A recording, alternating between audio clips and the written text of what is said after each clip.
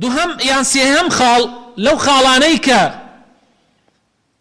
پێویستە ئێمە بیگرینە بەر بۆ ئەوەی بەرەنگاری شەیطان ببینەوە ئەوەیە کە ئینسانی مسلمان پێویستە لەسەری ئیلتیزام بە قورئان و سنەتەوە بکە. باشترین وقایە پێغەمبەر صلی الله عليه وسلم فەرمێت تركت فيكم شيئين ما إن تمسكتم بهما لن تضلوا بعد أبدا أو دقي حديثك يا أو كما قال رسول الله صلى الله عليه وسلم أفرمي دوشتم بو بيجيلاون لدواي خوم لپاش خوم اگر دسي بيو بقرن قد قمرانا بن وتيان چي أي پیغمبري خواه فرموي كتاب الله وسنتي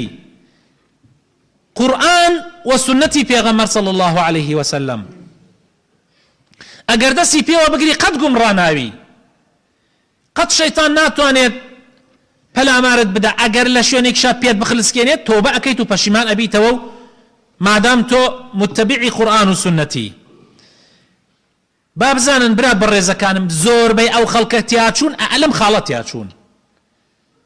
ها خوي تعالى لسورة آل عمران آيتي لسورة أنعام آيتي سطو بنجاو سي أفرمي وأن هذا صراطي مستقيما فاتبعوه ولا تتبعوا السبل فتفرق بكم عن سبيله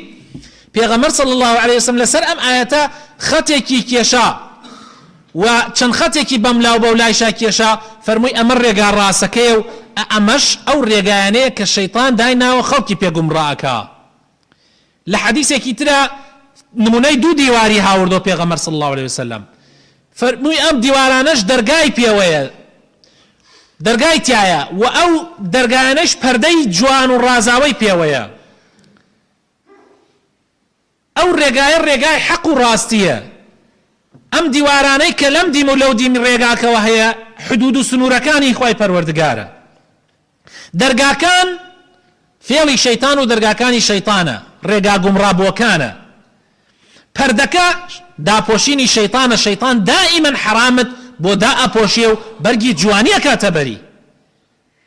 وریابە هەر کەسێ پەردەکە لادا ئەکەوێتە خوارەوە ئاگامان لە خۆمان بێ جا لەو حەدیثە پێغەمبەر صلی الله عليه وسلم ئەفەرمێ کەسێکیش واعیزە و ئاگادار دەکاتەوە بەردەوام پێت ئەڵێ وریابە وریابە وریابە قورئان و ئەو واعیزەی کە خوای تعالی لەناو دڵی هەر یەکێک لە ئێمەیە دایناوە ئاگادارمان ئەکەنەوە ئامان وریابە نەخەڵەتێی ڕاست بڕۆ بات توش نەبی جا ئاگامان لە خۆمان بێ زۆر زەرورە برا بەڕێزەکانم خەڵکێک زۆربەی خەڵک ئەتوانی بڵێ کە تیا ئەچن و گومڕا ئەبن سەبەبی ئەوەیە کە دەست ناگرنە قورئان و سنەتەوە خەڵکانێک ئەمڕۆ لەوانەی کە شەیطان خەڵەتانونی و ئەزانن قورئان و سنەت تەنها بریتیە لە هەندێشتی ڕووکەشی کە ئەوان التزام بەو شتە ڕووکەشانەوە ئەکەن شتە گەورە گەورەکانی ئیسلامیان لەبیر کردووە هەندێک کەس سبحان الله شەیطانیش بەوایان خەڵەتێنێ التزام ئەکەن بەو شتە وردە و خاشانەوە بەڵام شتە گەورەکانی ئیسلامیان لەبیر چووە وەلا و بەرائیان لەبیر کردووە برایەتیان لەبیر کردووە تووشی گەورەترین گوناح دێن بەڵام پەردەپۆشیەکەن بە بڕێشتی تری بچووکەوە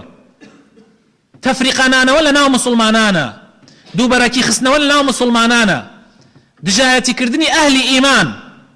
دۆستایەتیکردنی ئەهلی کوفر و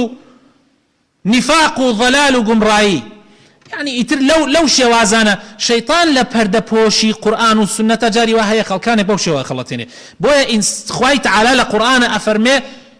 داوامان لێ ئەکا کە ئێمە ئیماندار هەموو ئیسلام بەیەکەوە وەرگرین ادخلوا في السلم كافة ئیسلام دینێکە ئەگەر هەمووی بەیەکەوە وەرنەگری خوای گەورە قبولی ناکا أفتؤمنون ببعض الكتاب وتكفرون ببعض خوای تعالی گلەیی لا إن كان أكاد لا يهودية كان أكا كأوانا هندي لكتابي خوان ورا قردو هندي كان إهمالا كرد بويا برا بالرزا كانم آقامان لخومان بي أبي زور وريابين زور جان لجير پردي قرآن والسنة الشيطان دي بومان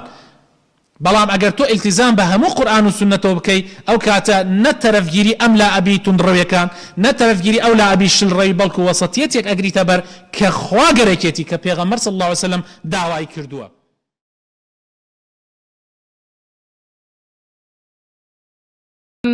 ألم تر كيف ضرب الله مثلا كلمة طيبة كشجرة طيبة أصلها ثابت وفرعها في السماء